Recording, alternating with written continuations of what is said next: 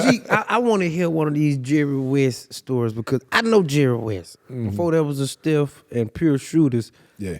I know on the game, I figured out who Jerry West was on the game. Okay. I'm playing the game. And I'm Oh, like, in the game, yeah. You didn't know. White boy, every time I shoot, he is phenomenal. And my sliders went up. That's how he played, too. It was up just a little bit, but it went up too quick. They lost the championship to Boston probably like 7 times, maybe 8 times, because Boston won like 11 times. And Bill Russell's 13 years. L.A. was the victim most of the times, and Jerry West was the victim. And in one of those series, he was the MVP of the series. And they lost. And the team lost the series to Boston.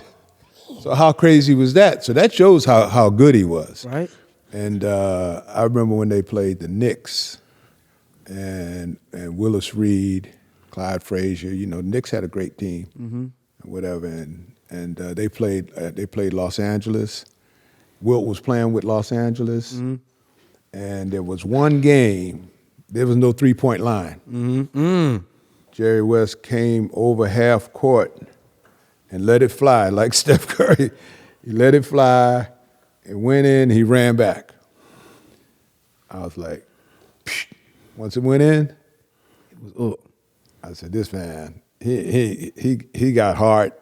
He ain't got no fear and whatever. And in matchup situations or whatever, you're going to have your hands full if you have to play against him. So him and Oscar Robertson, they were a tandem. And he always had a lot of respect for Oscar Robertson because he talks about them playing in the Olympics together, maybe like in '64 or whatever. And the USA had a real dominant team because they had those two and a bunch of other guys or whatever. But Jerry West, man, all-time great, and still a basketball guy like Pat Riley. I mean, I don't know where they get the training from, but they just stay in basketball.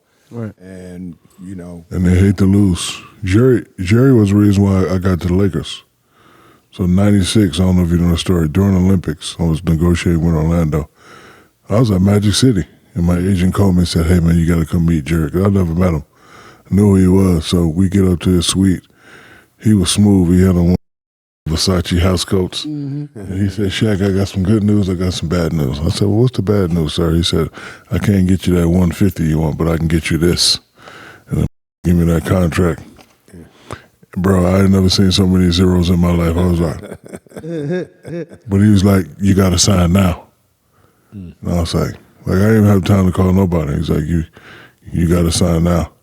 And then right when I was signing, he said, let me tell you something. I'm about to get this young kid from high school. We did a deal with Charlotte. We're going to move Vlade, a kid named Kobe Bryant, and y'all going to win championships.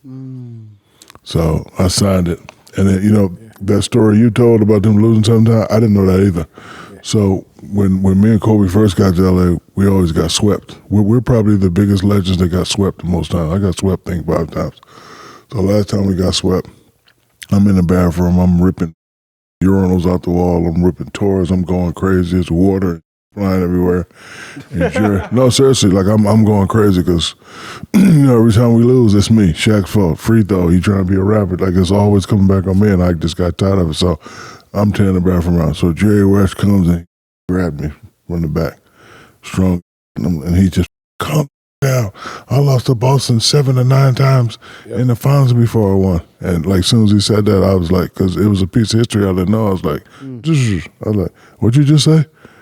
He said, I lost 7 to 9 times in the finals to the Boston Celtics. So that kind of gave me a little bit more patience on, you know, being patient and learning how to win. But you make a good point. Like, we all need to become historians of the game because Spencer Conley cursed me out one time.